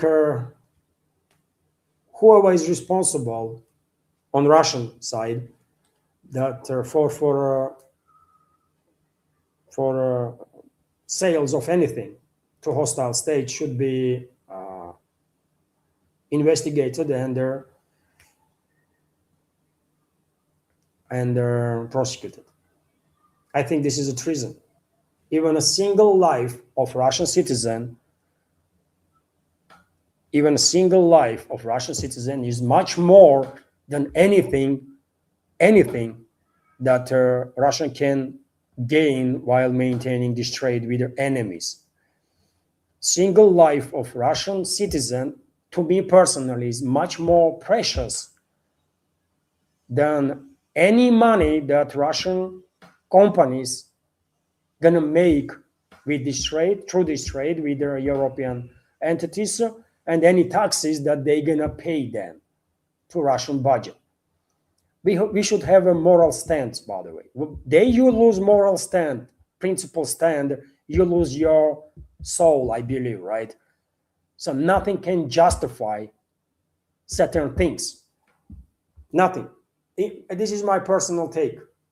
Many people might disagree with me, but I think fueling the economies of countries that are killing tens of thousands of our citizens is a treason, crime, and everyone who allows this to happen should be prosecuted. That's what I think personally. And I'm quite sure vast majority of country will agree with me on that. I'm quite sure about it, man. Because this is insane. This is embarrassing that we continue to sell energy to countries that are killing our citizens, man, in mass. This is just, I mean, this is crazy, man. It is what it is. But yet again, I mean, from Western side, there can be any justifications, any explanations why Russia continues to do business with it. Yeah.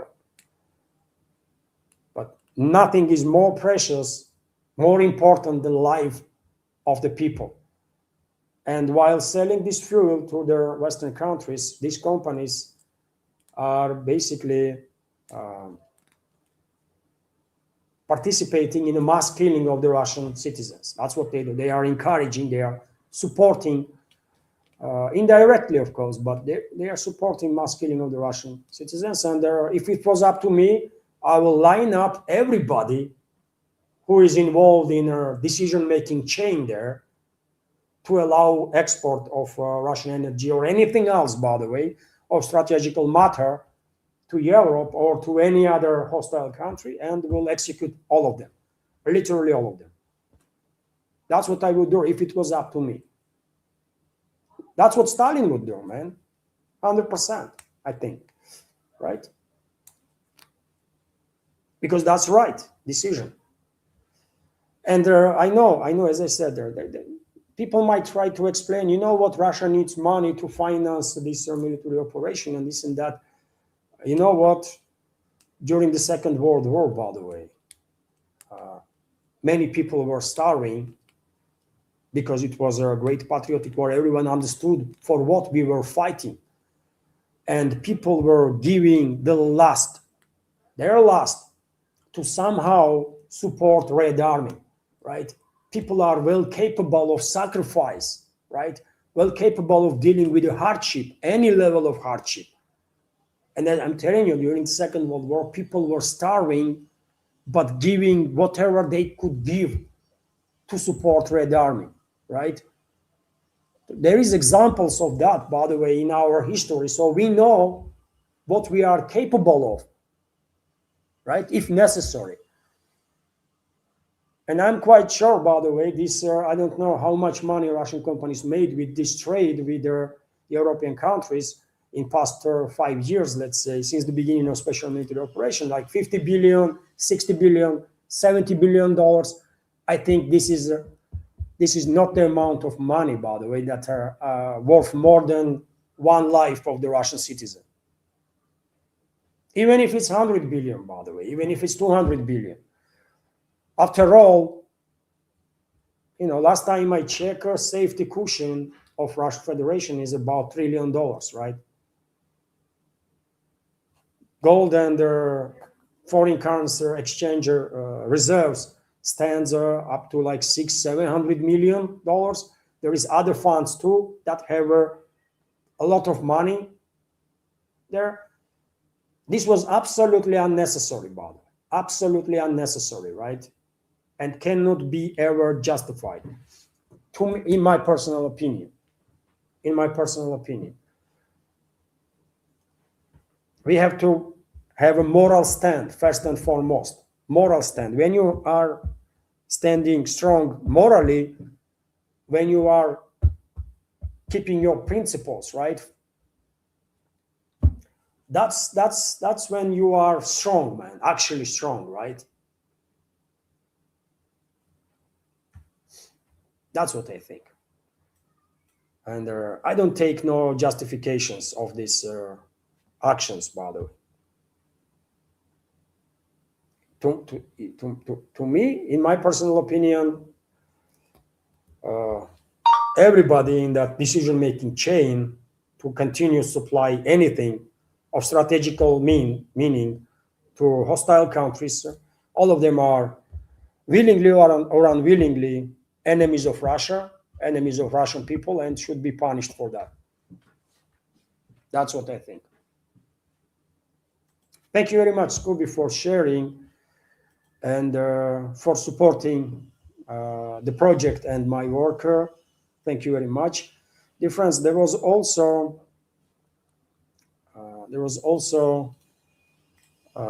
super chats on Rumble, and let me highlight these super chats. So I will go as super chats were published. So Wayward husband, thank you very much for your super chats on Rumble and donations.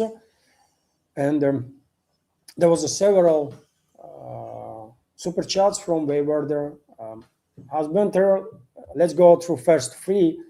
I fail to understand why Putin has not shut down every Western embassy in Russia.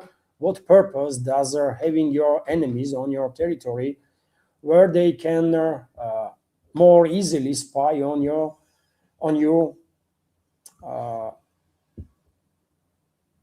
And I'm on the same page with you, Wayward. I also struggle to understand why we are maintaining diplomatic ties with countries that are directly involved in this undeclared war against Russian people and are guilty of death of tens of thousands of Russian citizens. Truly difficult to understand, to put it mildly, right? But yet again, Putin has its own, President of Russia, Vladimir Putin, has its own calculations, whatever those calculations are. And I guess, foreign ministry officials probably, not just once, but on many occasions, probably exercise the idea of cutting diplomatic ties with these extremely hostile states in the West. But Putin, I guess, shut down those talks. And that is that. No one knows what's going on with this, but it definitely makes no sense to act as if nothing is happening with these hostile countries. When tens of thousands of your citizens are dead now because of exactly those countries, right? Leadership of those countries and their state institutions, intelligence, militaries, and so on. So this is, questions that many of us here in Russia are asking, and none of us have any answer or the explanation. Makes no sense to maintain diplomatic relationships with these countries. At least Putin could authorize maximal downgrade of their diplomatic presence, right? When only deputy of the deputy of the deputy of their ambassador is in the place, right? Everyone else is evacuated. But even that was not done. I don't know why. To me, makes no sense, man. And yet again, many people come up with whatever explanations and justifications, but to me personally, nothing justifies this. Nothing. It's just an illogical period. Another commenter from Wayward is mirror responses will do nothing to stop terrorist attacks on Russia. It will embolden Russia's enemies to attack even harder. What's needed from Russia is an overwhelming response. Well, I said exactly the same, Wayward, while commenting on Putin's response there. Without restoring deterrent with the collective West, of course, no strikes on the Kiev-controlled territory gonna stop these long-range attacks on Russian Federation. And that's why I said there that, in my personal opinion, Putin only has like two options now. One is to accept whatever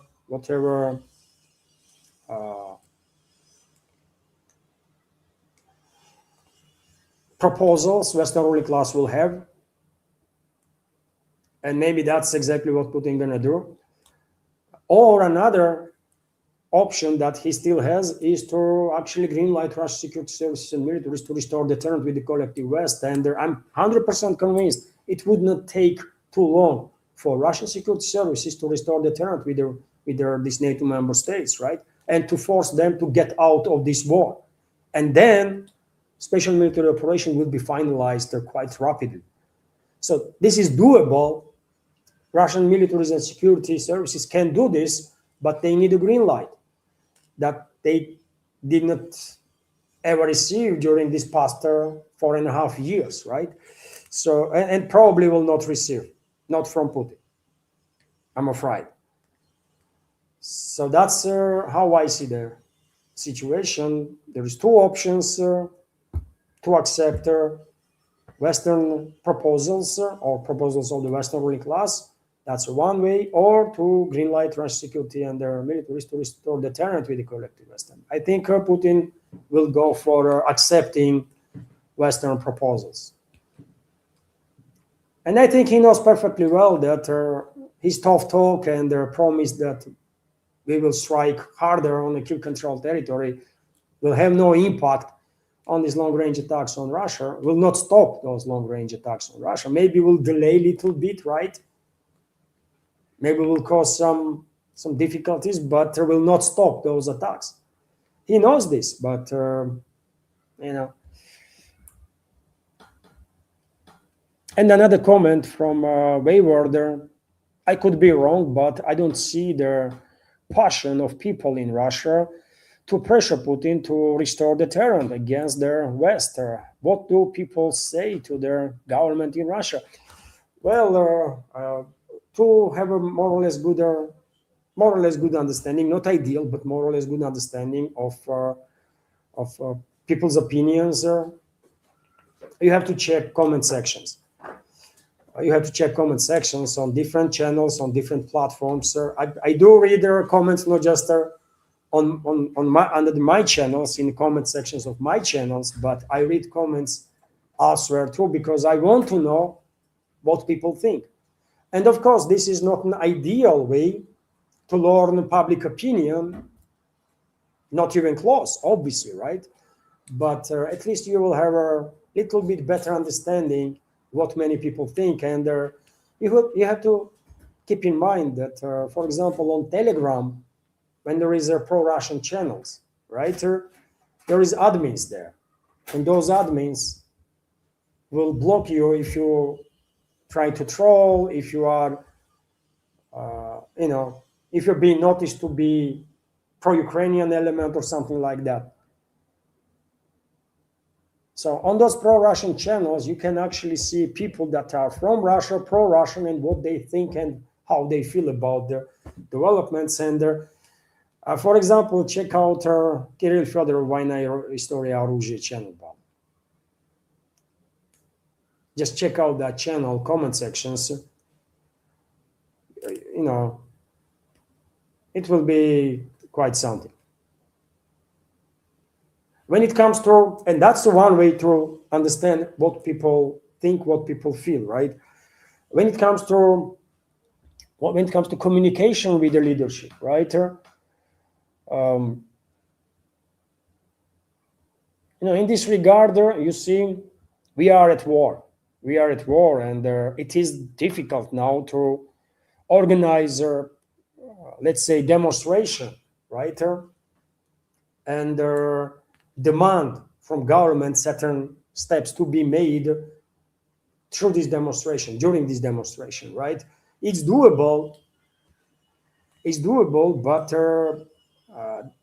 in terms of logistics of that, in terms of organization of that, you have to have a permit to conduct a demonstration, and you might not get it now because we are at war, right? And the administration of your city might say, no, right? We understand what you feel, how you feel and everything, but we are at war. We weren't gonna give you a permit to demonstrate now, right? This might be the reason. Also, in terms of organizational side of it, I think there is only big parties big political parties that can pull off such a thing, can organize such a movement, right? In multiple cities, let's say, for example, to let their government know, let the president know what people think, not just in Moscow, let's say, but also in this city and that city, and you know. But yet again, those parties are quite passive. We have a uniparty too, by the way. Uniparty feature is not just something exclusive for the Western countries. We have a sort of a uniparty too, and that's why these patriotic parties, by the way, that are in the parliament basically are doing nothing to highlight how concerned society is with the restraint policy of the president. So it's not, I would not say that public is too passive. Some people are, but there is anger. There is anger in the public, and this anger can be seen on internet. But when it comes to communicating with the government, we actually lack tools to communicate, to do stuff, right? Because yet again, in terms of organization of all this stuff, by the way, either you would not be permitted to do actions, or you will have you will struggle to organize, right? You need some platform to help. So I don't know, man. I don't know what to say, man. But we are not passive, man. We are quite active. But Kremlin, it looks like Kremlin does not really care, man. Putin does not care. So, it is what it is. But anger is rising, right? Anger is rising, and what I'm afraid of is that at some point, this anger and frustration that is on the rise in the public, this might resolve in some destructive actions, right? And that will be tragedy. We cannot allow this to happen, right? We have to maintain unity inside the country. This is extremely important. No matter what, we have to maintain unity, right? And I hope this frustration and anger that is on the rise will not push certain individuals or certain groups of people, small groups of people, to do some crazy stuff, man. I hope this will not happen.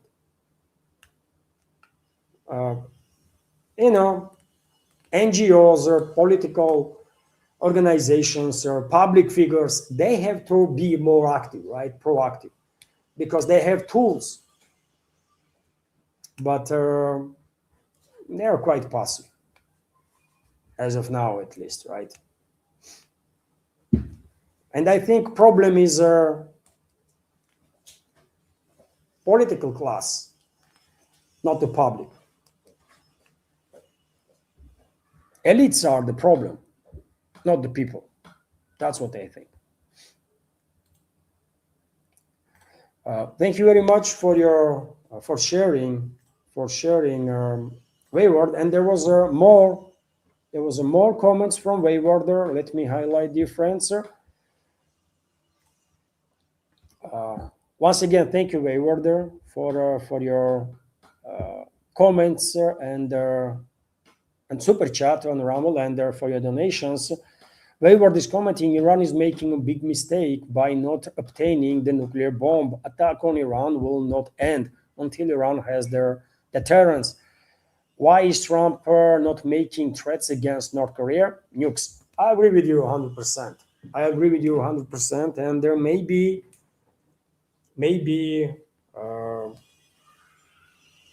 one day, as a surprise for everybody, Tehran will actually make statement that a new supreme leader of Iran changed the previous decision of previous supreme leader of Iran about fatwa that was issued on the matter of nuclear weapons and authorized specialists to build the nukes.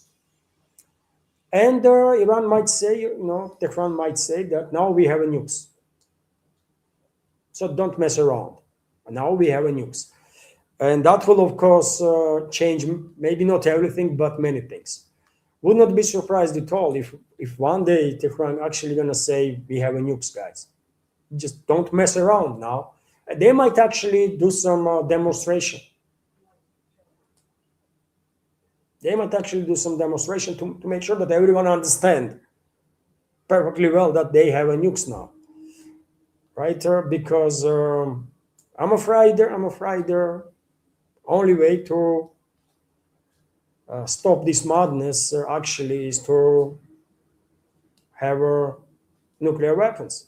That will deter collective West because Zionists will use whatever influence they have to stop Western ruling class, right? If Israel is threatened, right? And of course, Zionists may not be as powerful as the West, globalists, for example, or European ruling class, but they have some influence, right? So maybe Iran will go for nuclear weapons, but this is only possible if a new supreme leader of Iran will make new decision in regards to nuclear weapons, because as of now, as it stands, fatwa of previous supreme leader banning any works on nuclear weapons is still in force. But I understand what you are saying 100%. And why no one is messing around North Korea? Why no one is messing around North Korea? Because North Korea has nukes and delivery systems. That's it.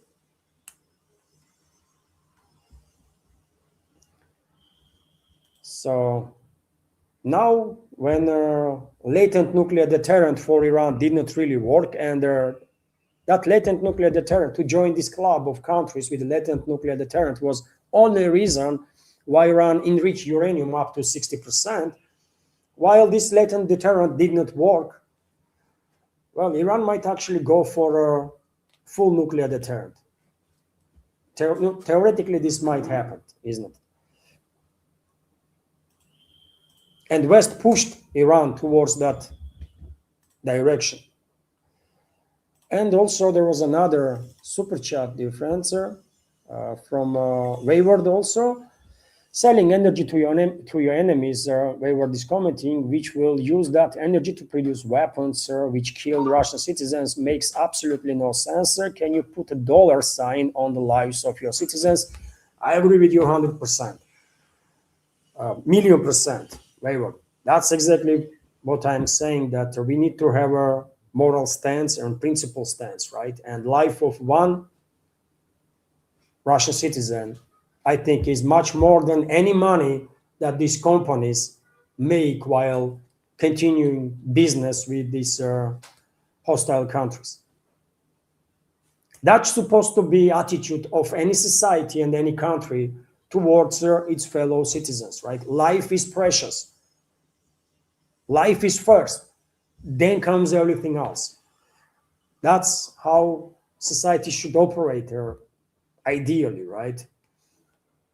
I believe, but unfortunately, as you can see, Wayward, we might be minority in this world. Many other people thinks probably differently. Decision makers, at least, they think differently. Unfortunately. Thank you for sharing, Wayward. Thank you for all your donations and super chats today. And there was also, dear friends, $10 donation through PayPal from Patrick. Thank you very much, Patrick, for your $10 donation through PayPal right now during their stream. And Patrick is commenting, I'm enjoying today's live stream, and interacting with the community. Oh, I'm happy to hear that. Thank you very much, Patrick, once again for your attention and support. And many thanks to our community that is active in the chat and is good, as always, while interacting with each other. I'm calling our community friendliest community out there in alternative media for a reason. So thank you very much, Patrick.